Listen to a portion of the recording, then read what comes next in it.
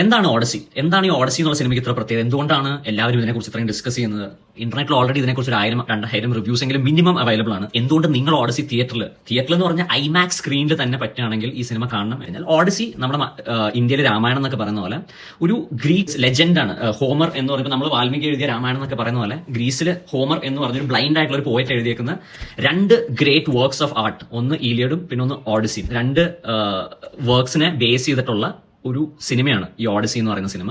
ഇത് ഡയറക്ട് ചെയ്തേക്കുന്ന Christopher Nolan എന്ന് പറഞ്ഞൊരു ഡയറക്ടറാണ്. ഈ ഡയറക്ടർ കാരണമാണ് ഈ പടത്തിന് സത്യം പറഞ്ഞ ഇത്രയും ഹൈപ്പ് വരുന്നത്. കാരണം പുള്ളി ലാസ്റ്റ് പിടിച്ച ഓപ്പൻഹൈമർ എന്ന് പറഞ്ഞ പടം ആറ്റം ബോംബിനെ കുറിച്ചായിരുന്നു. ഫസ്റ്റ് അമേരിക്ക ജപ്പാനിലിട്ട ആറ്റം ബോംബിനെ കുറിച്ചായിരുന്നു. ആ പടം ഓസ്കർ വിന്നിംഗ് മൂവി ആയിരുന്നു. ആൻഡ് ക്രിസ്റ്റഫർ നോളൻ പിടിച്ചിരിക്കുന്ന എല്ലാ സിനിമയും മാസ്റ്റർ പീസസ് ആണ്. പുള്ളിയുടെ ഏറ്റവും മോശമായിട്ട് കൺസിഡർ ചെയ്യുന്ന പടം പോലും മിക്ക ഡയറക്ടേഴ്സിന്റെയും ഏറ്റവും നല്ല പടത്തിനേക്കാളും നല്ല പടമാണ്. അപ്പോൾ ക്രിസ്റ്റഫർ നോളൻ എന്ന് പറഞ്ഞ സ്റ്റീഫൻ സ്പീൽബർഗ് അല്ലെങ്കിൽ ജെയിംസ് കാമറൂൺ ആ ലെവലിൽ നിൽക്കുന്ന ഒരു ഇംഗ്ലീഷ് ഡയറക്ടറാണ്. അപ്പൊ പുള്ളിയുടെ ലാസ്റ്റ് ഈ കൊല്ലം ഇറങ്ങുന്ന ജൂലൈ 17 റിലീസായത്, ഇന്നലെ റിലീസായതാണ് ഓഡസി എന്ന സിനിമ.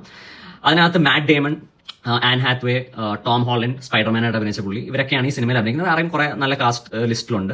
ഈ പടത്തിന്റെ ട്രെയിലർ വന്ന സമയത്ത് ഭയങ്കര ബാക്ക്ലാഷ് ആയിരുന്നു. വൺ ഓഫ് ദ യൂട്യൂബിലെ ഏറ്റവും മോസ്റ്റ് ഹേറ്റഡ് ട്രെയിലേഴ്സ് ആയിരുന്നു ഓഡസിയുടെ. കാരണം ഇതിനകത്ത് 1-2 ഗ്രീക്ക് ക്യാരക്ടേഴ്സിനെ പോർട്രേ ചെയ്തത് ബ്ലാക്ക് ആക്ടേഴ്സ് ആണ്. അതായത് ആഫ്രിക്കൻ ആൻസിസ്റ്റർ ഉള്ള ആക്ടേഴ്സ് ആണ് ഈ റോള് പ്ലേ ചെയ്തതെന്ന് പറഞ്ഞ് ഇന്റർനെറ്റിൽ ഭയങ്കര ഇതിന് അഗൻസ്റ്റ് ഭയങ്കര ഒരു ക്യാമ്പയിനിങ് ആയിരുന്നു. കമന്റ് സെക്ഷൻ ആ പടത്തിന്റെ ട്രെയിലറിൽ പോയി നോക്കിയാൽ ഇപ്പോഴും കാണാം. അതിനകത്ത് ഈ പടം പൊളിഞ്ഞു തൊലഞ്ഞു എന്നൊക്കെ പറഞ്ഞുള്ള കമന്റ്സ് മാത്രമേ ഉള്ളൂ. പക്ഷേ അവസാനം പണി കിട്ടിയത് ഈ കമന്റ്സ് ഇട്ടവർക്കാണ്. കാരണം ഇപ്പോൾ ഓഡസിയുടെ റിവ്യൂ ക്രിസ്റ്റഫർ നോളന്റെ ഏറ്റവും നല്ല സിനിമകളിൽ ഒന്നാണ്. ഇംഗ്ലീഷ് സിനിമകളിലെ ഏറ്റവും നല്ല, എനിക്കൊന്ന് 10 പടങ്ങൾ എടുത്ത് ഈ പടം ഉണ്ടാവും. കാരണം എനിക്ക് ഈ പടം അത്രമേൽ ഈ പടം വർക്ക് ചെയ്തു. I would rate this movie 10 out of 10. ഞാൻ ഇതുവരെ മാഡ്മാൻ റേറ്റിംഗിൽ 10 out of 10 ഒരു പടത്തിന് കൊടുത്തിട്ടില്ല.